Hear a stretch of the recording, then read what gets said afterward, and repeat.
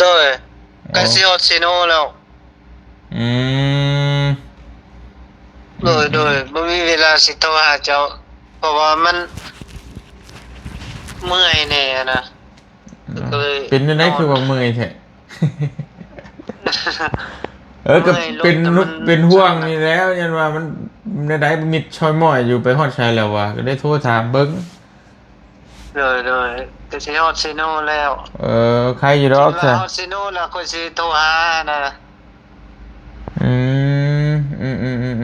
นั่งรถยังเมื่อน่ะรถเมล์เออ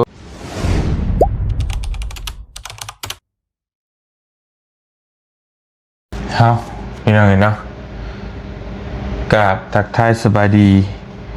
พ่อแม่พี่น้องบัดสุขุทุกคนนะพี่น้องเนาะว่าสิอยู่ในและก็ต่างประเทศพี่น้องก็ยินดีต้อนรับเข้าสู่ช่องบนเตียงทองบ้านนาคือเก่ามื้อนี้ก็มาพบมาพ้อกันตอน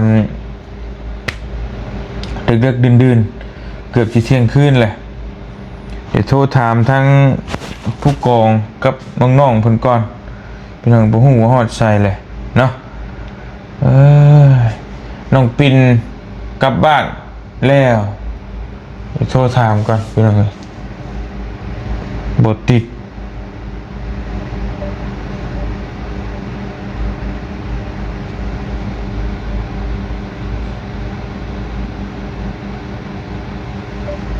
ถูกใช้บ่มีสัญญาณเห็นน้องเพิ่นส่งมาบอกล่าสุดนะพี่น้องเห็นเนาะน้องเพิ่นส่งมาบอกล่าสุดนี่เด้อน้องไม่ใช่บ่เห็นเนาะพี่น้องเนาะนี่น้องฮอดกาสีแล้วเด้อพี่อ้ายว่าซั่นเนาะ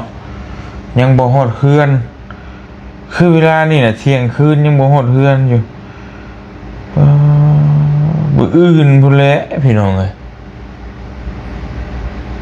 กาซีนี่ก็มันเลยเวียงจันทน์ไปน้อยเดียวนะเพื่อจากกาซีไปเวียงไปดงพะบางก็ประมาณ3 ชั่วโมงผม4 ชั่วโมงผมจะตอนเช้าเพื่อฮอด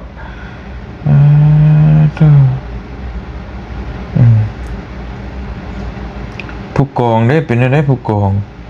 ถามผู้กองก่อนนี่เนาะนี่เนาะนอนละบ่ผู้กองโหลผู้กองนอนละบ่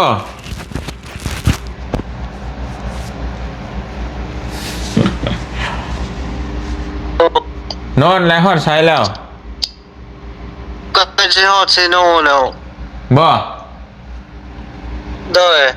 ใกล้สิฮอดซิโนแล้วอืมโดยบ่มีเวลาสิโทรหาเจ้าเพราะว่ามันเมื่อยแน่นะ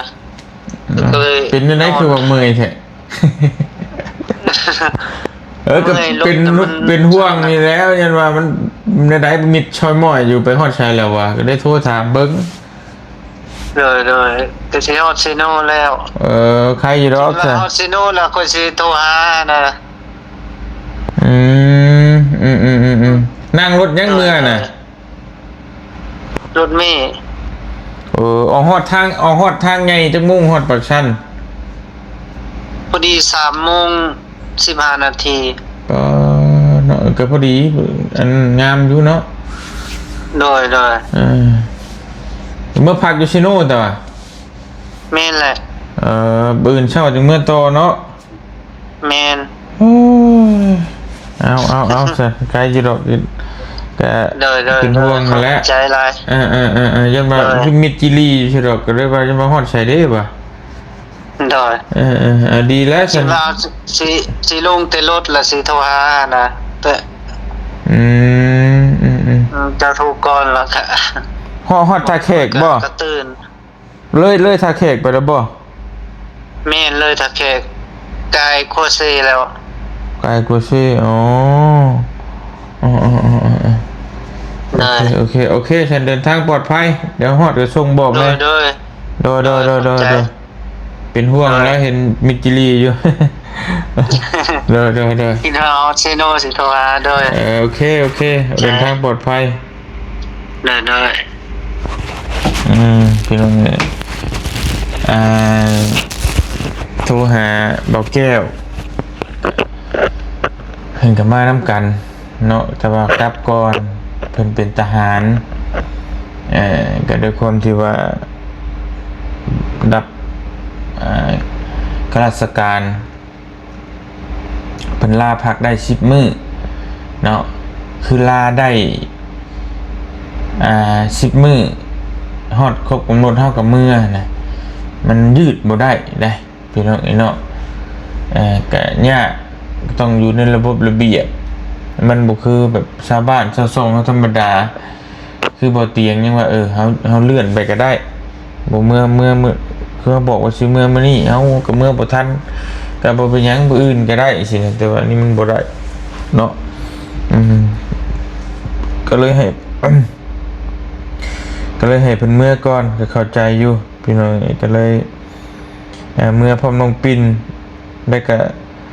เมื่อขี่รถโดยสารอยู่ปักชันเมื่อ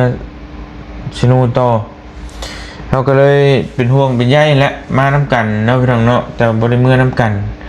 ครั้งแรกเฮาก็สิมาจักประมาณนี่แหละประมาณ10 มื้อหรืออาทิตย์นึงเฮาก็สิเมื่อแต่ว่าบัดนี้มันเฮ็ดเทือนเฮ็ดซ่านให้น้องพรก็ได้เมื่อบ่ได้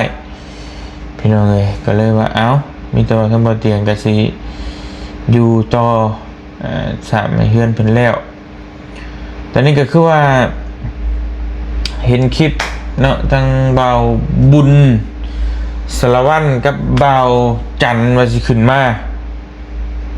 ก็สมทบกันว่าซั่นก็ดีคือกันพี่น้องเนาะดีทีมงานมาซอยกันถ้าว่าทั้งทีมงานขึ้นมาซอย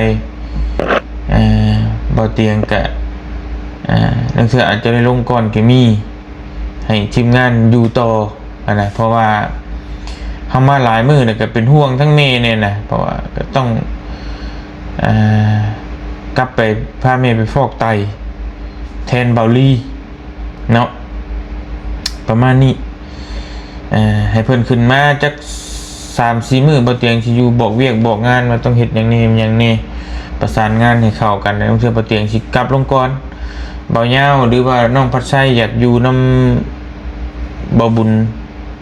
เบาจันทร์ก็ได้แต่บ่เตียงก็สิเมื่อก่อนเพราะมันก็10 มื้อเลยเด้พี่น้อง10รวมๆแล้วนี่ประมาณ10 ปลายมื้อบ่เตียงคิดว่าประมาณสิ้นเดือนนะสิกลับอีกประมาณ 4-5 มื้อนี่แหละก็ประมาณ10 กว่ามื้อ2 อาทิตย์ได้เด้ก็อีตนบอลี่พอบอลี่ก็เที่ยวพาเมย์ไปฟอกไตเขาก็ต้องเปลี่ยนกันนะพี่น้องเนาะต้องเปลี่ยนน้องเปลี่ยนกันสิให้ผู้ใดผู้หนึ่งไปพาไปฟอกตลอดกับอีตนต่างคนก็มีเวียกมีงานบอลี่ก็ต้องไปเฮ็ดเวียกเฮ็ดงานช่วยเหลือสังคมคือกันเนาะก็ต้องมีเคสต่างๆที่ไปรับผิดชอบสร้างเฮือนสร้างซานโอลาสิ่งหลายอย่างก็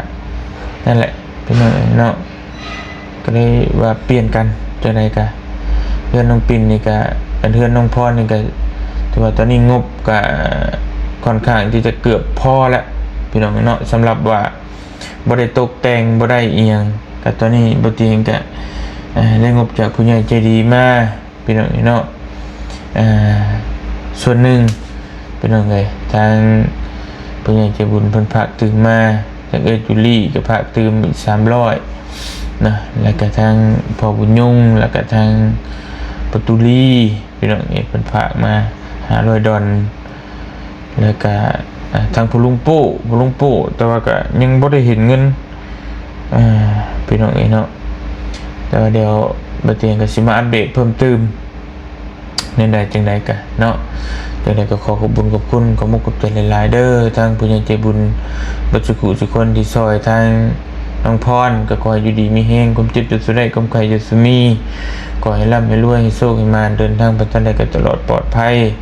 เฮ็ดสิ่งใดหวังสิ่งใดก็ขอให้ราบให้ลื่นให้ประสบผลสำเร็จในหน้าที่การงานตลอดปีและตลอดไปเนาะขอให้โชคมาร่ำรวย บ่ว่าสิธุรกิจการงานใดๆก็ขอให้เจริญเจริญสาธุขอบมุขขอบใจขอบบุญขอบคุณหลาย